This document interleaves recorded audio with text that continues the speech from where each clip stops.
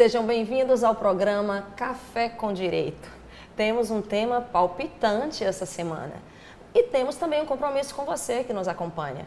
O compromisso é conhecer a parte legal, a parte jurídica dos conteúdos que nós trazemos aqui. E essa semana escolhemos um tema que acaba virando controvérsias, não só para o mundo jurídico, porque envolve muito o conceito de política, mas é algo puramente constitucional, é uma questão. Nada melhor do que alguém especializado, um mestre, para falar sobre esse assunto. E o nosso convidado é o Dr. Fábio Andrade, que vai falar um pouquinho sobre processo de impeachment. Seja muito bem-vindo aqui ao programa, Dr. Fábio. Obrigado, Sheila, pelo convite. Estou à disposição para conversar um pouco sobre um tema que tem sido da pauta obrigatória dos brasileiros nos últimos dias. E você acredita que os brasileiros têm realmente conhecimento do que é o processo de impeachment? Veja bem, Sheila, se fala muito nos últimos dias, não tem como ser diferente, né? Hoje em dia, nas famílias, em conversa com os amigos, no WhatsApp, no Facebook, na internet de forma geral, o assunto é um só, é o impeachment. Agora, por ser uma questão jurídica muito técnica, há uma certa ainda confusão sobre alguns termos, muito embora as pessoas estejam acompanhando bastante pelo noticiário, já que o noticiário também não fala de outra coisa nos últimos dias, mas há muita discussão, muita dúvida e algumas confusões em relação ao tema. Mas, sem sombra de dúvida, hoje é um tema que todo mundo, pelo menos 2 ou 3 vezes por dia, ouve falar, nem que seja só ouvir falar, mas muito mais do que isso, as pessoas discutem, conversam, procuram saber, todo mundo quer se informar sobre o tema nos dias atuais. Então vamos principalmente por uma questão que é foco, a própria denúncia. Eu me lembro que na época de Collor tinha sido a OAB, né? Nessa, as pessoas estavam legitimadas a fazer a denúncia e qual era o objeto dela? Na verdade, o pedido de impeachment. O pedido de impeachment, ele tem uma regulamentação na Constituição do Brasil e ele tem uma lei específica que trata sobre isso, a Lei 1079, de 1950, uma lei bastante antiga. Eu digo sempre que a palavra impeachment, ela não é usada nem na Constituição, nem na Lei 1079, você não vai ver essa palavra, porque na verdade isso é um instrumento do direito inglês, que também tem no direito americano. O Brasil adotou. Apesar de a gente chamar o nome impeachment, utilizar o nome impeachment, o Supremo Tribunal Federal utiliza o nome impeachment, mas o que a gente chama de impeachment, na verdade, é um julgamento por crime de responsabilidade. Esses crimes eles estão definidos na Constituição, no artigo 85 da Constituição e nessa lei, a Lei 1079 de 1950. Eu tenho dito sempre que as pessoas costumam falar o segundo impeachment. Na verdade, Sheila, nós estamos vivendo o 3º processo de impeachment. Muita gente não sabe, mas o primeiro foi do presidente Getúlio Vargas, em 1954. Getúlio Vargas foi submetido a esse processo de impeachment. Na Câmara, ele conseguiu barrar. Na Câmara aqui nós já ultrapassamos, foi aquela votação que as pessoas lembram, foi domingo, o dia inteiro. Né? Então naquela votação o Vargas conseguiu barrar o impeachment. Pouco tempo depois ele se suicidou. Então esse foi o primeiro processo de impeachment, com base já nessa lei, que é de 1950.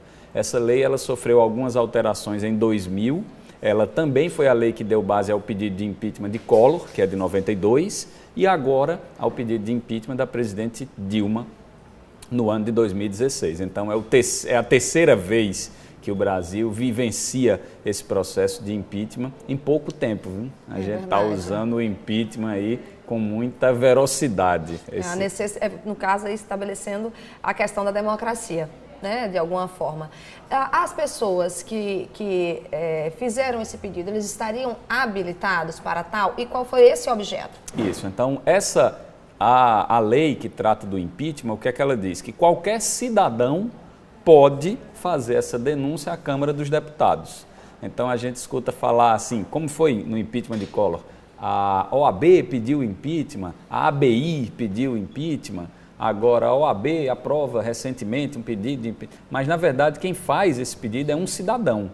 Em 92, no de Collor, foi Barbosa Lima Sobrinho e Marcelo Lavenério, presidente da ABI e da OAB. Agora, o primeiro pedido de impeachment, que é o que está tramitando, foi feito por 3 juristas. a professora Janaína Pascoal, o advogado Hélio Bicudo e o advogado e ex-ministro da Justiça, Miguel Reale. Então, eles são subscritores do pedido. De fato, a lei diz que é um cidadão quem faz. A alegação, as chamadas pedaladas fiscais, que muita gente fala, mas não sabe o que é, exato. São questões orçamentárias e financeiras que foram acrescentadas a essa lei de 1950 em 2000. Depois da lei de responsabilidade fiscal, alguns aspectos da lei de responsabilidade fiscal foram também trazidos para a lei 1079. E é exatamente disso que se trata esse pedido. Muito embora as pessoas falem, como eu disse, muita gente está falando sobre impeachment. Então as pessoas falam, a presidente tem que sair porque o governo é ruim, porque a economia está ruim, a presidente tem que sair porque tem a Lava Jato, porque Lula recebeu um sítio, porque Lula recebeu uma cobertura. Na verdade, o processo de impeachment ele é adstrito a essas questões. As questões da violação da lei de responsabilidade fiscal e da lei 1079, que é o que se acostumou chamar das pedaladas fiscais. Então, muito embora a gente discuta num contexto geral, mas o pedido é restrito a esses fundamentos. Nós vamos passar já estamos, eu acredito que já numa segunda fase, né, desse processo. E aí, até de uma forma para organizar as ideias do nosso telespectador, vamos voltar para essa primeira fase, onde teve até a própria defesa mesmo, né, no caso de quem fez o pedido. Acho que muita gente acompanhou ali, né, a Janaína se justificando, né, em relação àquilo. Vamos falar um pouquinho desse processo na Câmara, que começou com a intervenção também do STF na questão da montagem da comissão. Tudo é uma questão de requisitos da própria lei. E o que ficou determinado é qual é o momento em que o STF atua ou não. Vira e mexe, vamos pedir ao STF alguma posição, como ficou a definição da posição do STF, dessas interferências nesse primeiro momento, o que é em que ele pode mudar no segundo, que era muitas vezes em relação ao rito, e o que se esperar até a decisão final. Esse pedido ele tem dois momentos, Sheila. O processo de impeachment na Constituição, ele está basicamente em 4 artigos da Constituição. O artigo 85, que define os crimes de responsabilidade, o artigo 86, que trata do rito para a tramitação do pedido, o 51 e o 52. O 51, a participação da Câmara, e o 52, a participação do Senado. Então, o processo de impeachment ele é assim, ele começa na Câmara, com a denúncia que é feita por qualquer cidadão. Da Câmara, ele vai para o Senado e o Senado é o responsável pelo julgamento. Nesse caso, diferentemente do que aconteceu em 92, eu tenho dito sempre o seguinte, o impeachment do ex-presidente Fernando Collor foi quase que uma unanimidade nacional. Quase todo mundo era a favor. Então ele, num primeiro momento, buscou o Supremo Tribunal Federal para uma definição sobre as regras do procedimento e depois acabou deixando o processo correr de uma forma mais tranquila, tanto é que ele renunciou antes mesmo do Senado julgar, mas o Senado não aceitou. Enfim, a presidente da República atual, ela está resistindo mais ao processo de impeachment. Então, o Supremo Tribunal Federal foi procurado várias vezes nesse processo e acabou estabelecendo o rito a ser seguido. Então, o que é que aconteceu já? A denúncia foi feita, o presidente da Câmara acatou a denúncia, o processo começou a tramitar com a criação da comissão especial do impeachment. Esta comissão ouviu os denunciantes, ouviu a defesa da presidente, que foi feita pelo advogado-geral da União, elaborou um relatório opinando pelo acatamento do pedido e o plenário votou. Aquela votação que assistimos no domingo aí quase que o dia inteiro. Com esta votação, o processo vai para o Senado. Agora, eu vou ter que lhe interromper, doutor Fábio, para a gente, para o próximo bloco, vamos deixar essa segunda fase, agora que estamos passando no Senado, para o próximo bloco. E você, claro, não vai sair, vai permanecer aqui conosco no programa Café com Direito e vai entender mais do que acontece na política e no direito do Brasil. Já já a gente retorna no programa Café com Direito.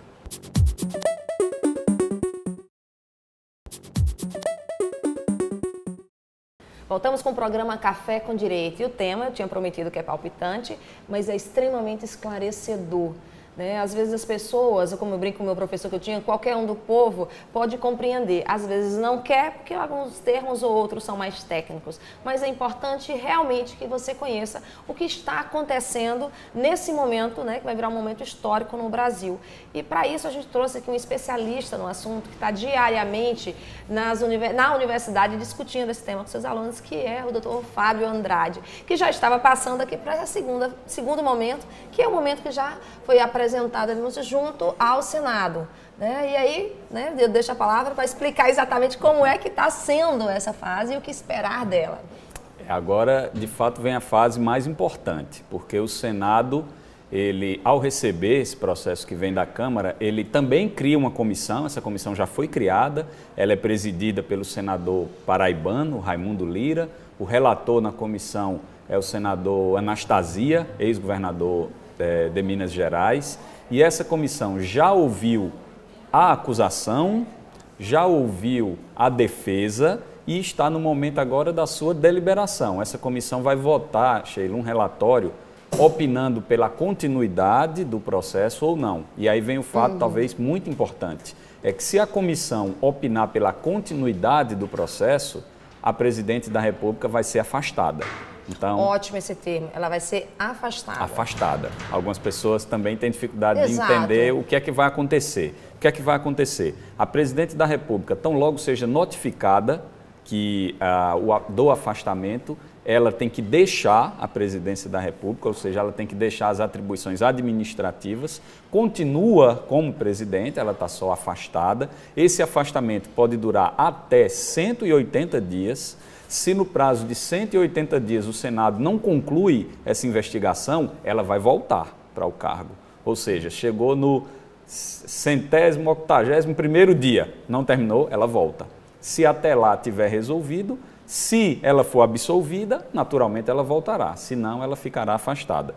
Neste afastamento, quem é que assume a presidência da República? Doutor Fábio, eu queria, antes da gente avançar para isso aí, eu queria voltar só um pouquinho mais exatamente para essas regras agora do que está acontecendo no Senado. Por exemplo, qual é o quórum para que isso aconteça? Né? Isso para a gente é importante. Tem algum tipo de apelo, o que pode acontecer ainda no Senado nessa decisão, né? E o que é que a gente pode esperar antes mesmo dessa definição, se vai ou se não vai continuar? Claro. No Senado, na Câmara, para que fosse acatada a decisão, precisou da votação de 2/3 dos membros da Câmara. Então, precisaria de 342 votos para que ela fosse afastada. Na verdade, teve bem mais, teve 367. No Senado, Sheila, sua pergunta é muito importante, o Senado ele faz 2 votações. Uma primeira para decidir sobre o acatamento e o prosseguimento do processo. Nesta votação, a maioria é uma maioria simples. Quem definiu isso? Exatamente o Supremo Tribunal Federal. Ficou aquela questão. Essa é uma diferença do impeachment atual para o impeachment de Collor. Porque naquela época o Supremo acabou decidindo que se a Câmara aprovasse, o afastamento já era automático. Agora o Supremo mudou. A Câmara aprova e o Senado precisa ratificar essa aprovação. Para esta primeira votação, maioria simples. O que é isso? Metade mais um dos que estiverem presentes no momento da votação. O Senado tem... Votação aberta? Votação aberta. Votação nominal, inclusive. Chama nome por nome e o senador dá a sua posição. Esperamos todos nós que não se repita aquilo que a gente viu na Câmara, né? Muito feio. Voto pela minha família, pelo meu vizinho, pelo meu amigo. Isso nos preocupa porque parece que quem estava lá representando não tinha noção do objeto realmente, da denúncia mesmo, do que estava sendo falado. Virou mais uma questão política, especificamente em relação ao próprio governo como um todo, né? E aí isso transfere também para a população. Claro, estão ali representando, a maioria do povo acha e acredita que é isso mesmo, é um pouco do que... do percentual do que nos representa mesmo. Mas retornando, então, para esse primeiro momento. Então, vai ter esse primeiro momento, que é essa votação simples, né, que vai ratificar. Após isso, já nesse momento, vai ter que ser lido, será lido o relatório? Sim. Primeiro tem a votação da própria comissão, a comissão faz essa votação e aí encaminha essa decisão para o plenário. O plenário decidindo, a presidente é afastada. Nesse primeiro momento, maioria simples, como eu disse. Agora, Para a decisão final, aí também são 2/3. Também são 2/3 para afastar definitivamente a presidente da República. Então, a imprensa nacional tem feito uma contagem aí dia a dia disso, né? A Folha de São Paulo, o Estado de São Paulo, sites, UOL, G1, então, diariamente faz essa contagem. Quantos senadores são favoráveis, quantos são contrários. Num primeiro momento, o afastamento se dá pela maioria simples. No segundo, para que haja cassação definitiva, o afastamento definitivo, também é maioria absoluta. Precisa de 2/3 dos 81 senadores para que ela seja definitivamente afastada. Falando em relação a tempo, né? Qual é o lapso temporal da primeira, do afastamento? Ela vai ter 180 dias. Agora, para ter a próxima decisão, muda o cenário ou não muda o cenário? Em que momento o STF, o presidente do STF, interfere nessa votação, participa dessa votação e desse julgamento? Seria já depois do afastamento? Aí o que é que a Constituição diz? O Senado determina esse afastamento, a presidente é afastada, vai naturalmente fazer a sua defesa, produzir a sua prova, ouvir as testemunhas, ela própria ser ouvida, se for o caso, juntar documentação. E na sessão do Senado que julgará, que efetivamente fará o julgamento, esta sessão, a Constituição diz que é presidida pelo presidente do Supremo Tribunal Federal. Então, é a sessão lá do Senado, realizada no Senado, naquele plenário que as pessoas estão acostumadas a ver. Qual a diferença? O presidente Renan Calheiros sai lá da cadeira, vai sentar lá embaixo, junto com a bancada do estado dele, de Alagoas, e quem presidirá essa sessão será o presidente do Supremo Tribunal Federal. Então, a sessão que julgará efetivamente a presidente é presidida pelo presidente do Supremo Tribunal Federal. Que também não, tudo terá que ocorrer nesse prazo, né, aparentemente, de 180 dias do afastamento da presidenta, se isso ocorrer. Isso, exatamente. Esse prazo é meio que um prazo fatal, porque é esta situação. Se chegar aos 180 dias e o processo não tiver sido concluído, ela vai voltar. Então, aí vai ser feito certamente um esforço para concluir no prazo e muito provavelmente vai ser feito um esforço por parte da presidente para extrapolar o prazo, para que ela volte. Agora vamos pensar nas consequências, né? Porque a grande questão é a especulação, não só a especulação do povo, a especulação política. Principalmente, como é que vai ficar a situação em que o Brasil se encontra? Quem vai ter a responsabilidade de gerir? Seria realmente o Temer, o vice-presidente, ele já assume imediatamente com o afastamento? Quais são os poderes que ele terá como gestor, uma vez que ela não deixa de ser presidente? Né? Essa é uma questão importante em relação a isso. E o tempo que ele irá realmente assumir na presidência, isso muda depois de 180 dias, né? Os poderes, já que ela assume. Então, essas questões do pós, né? Decisão, primeiro, de afastamento, e segundo, se for definitivo, nessa possibilidade de ter ou não até uma reeleição. Outra pergunta muito importante, Sheila, e outra dúvida muito grande das pessoas. Eu tenho sido constantemente abordado, as pessoas me perguntando sobre isso. Quando a presidente for afastada, mesmo que esse afastamento temporário de 180 dias, quem assume? Primeiro, quem assume é o vice-presidente, Michel Temer. E aí, ao assumir, ele tem plenos poderes ou não? As pessoas estão me perguntando. Ele pode nomear os ministros, ele tem que manter os mesmos ministros. Ao assumir, ele assume com plenos poderes. Ele vai ser, o vice-presidente Michel Temer será o presidente da República. A partir do dia que a presidente Dilma for afastada e ele sentar na cadeira, todos os poderes serão deles. Tá vendo? As outras perguntas que eu acabei fazendo, uma enxurrada de perguntas numa só, vocês vão ter que aguardar que o Dr. Fábio, o professor, irá responder no próximo bloco. Permaneça aqui com o programa Café com Direito e aprenda mais um pouquinho sobre esse processo de impeachment.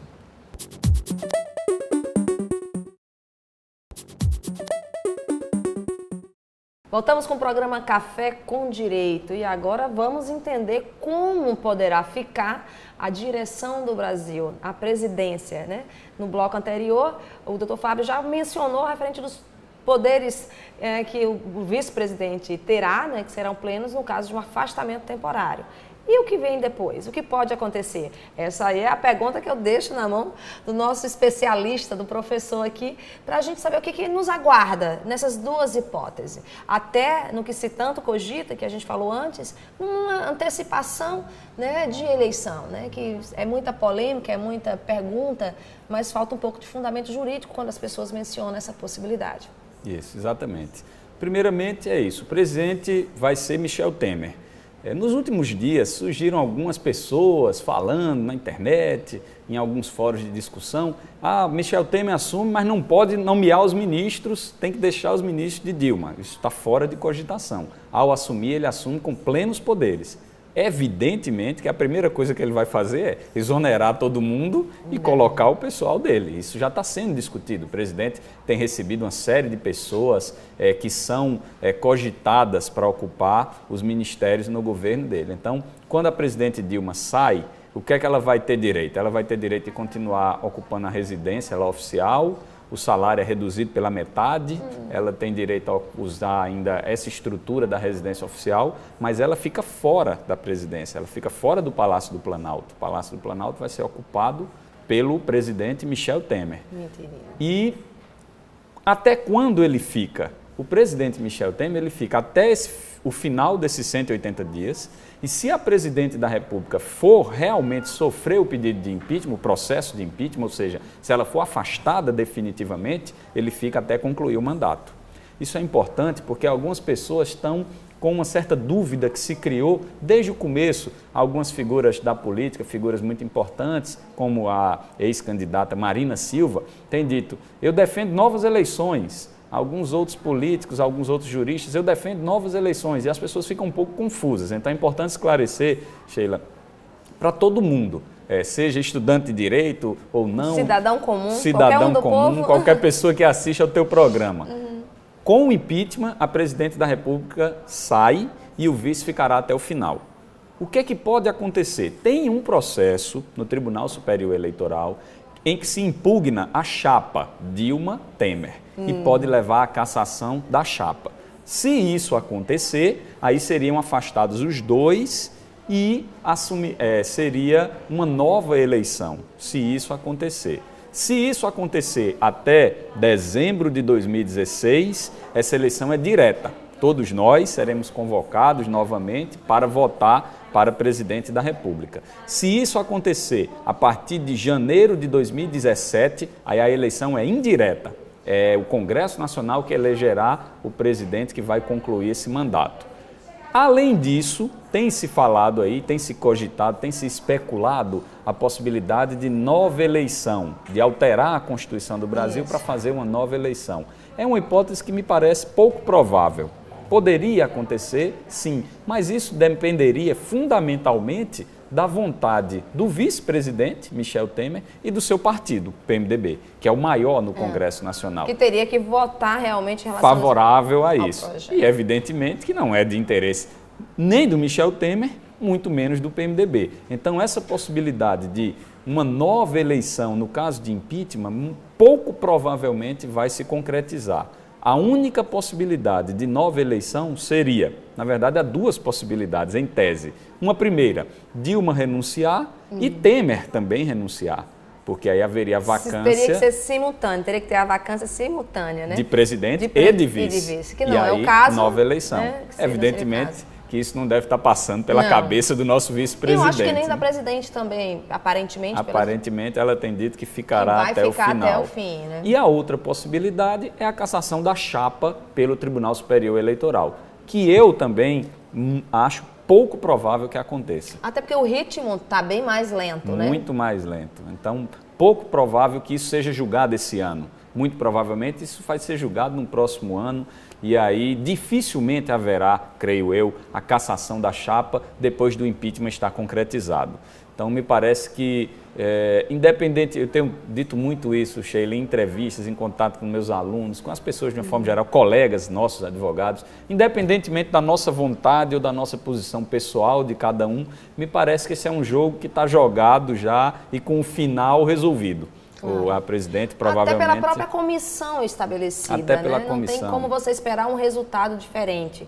né, aparentemente. Agora, em relação, que aí vai ter que ter um cunho bem pessoal também, né, já que eu brinco muito já o lado jurídico, advogado, né, não mais o jurista, mas exclusivamente o advogado, em relação ao objeto específico, né, da denúncia do pedido de cassação.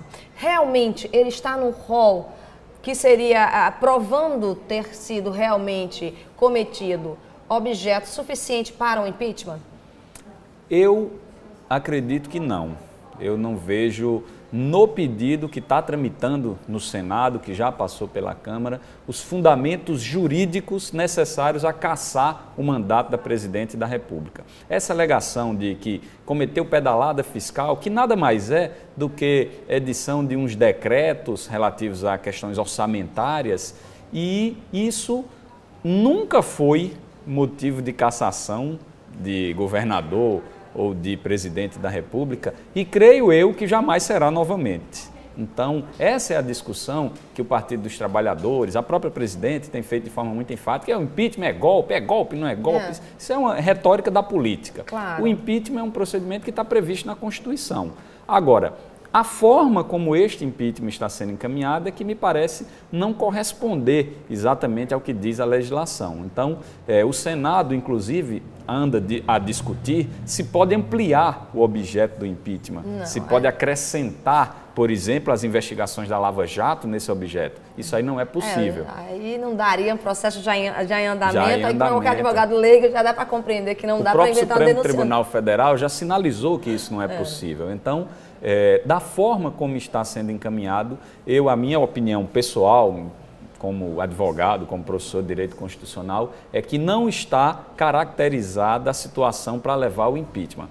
Agora, eu acho que ele vai ocorrer, eu acredito que sim. Muito mais, Sheila, pela dificuldade da economia que o país atravessa, muito mais pelas arestas que a Presidente da República criou com o Congresso Nacional, e isso acabou dificultando a sua relação. A própria gestão mesmo. Sobretudo a briga que ela entrou, talvez não tenha criado, mas entrou com o presidente da Câmara, Eduardo Cunha, e é muito ruim para o país que esse processo esteja sendo comandado por uma pessoa com tantos problemas aí notórios e que ainda se encontra no cargo, não foi afastado pelo Supremo Tribunal Federal, apesar das inúmeras denúncias e evidências de ser talvez um dos políticos que mais recebeu propina no Brasil nos últimos tempos. Vamos tentar focar, doutor Fábio, principalmente no objeto, que eu acho que realmente é algo que mais as pessoas ignoram, não só por conta da situação econômica, às vezes estão chateados com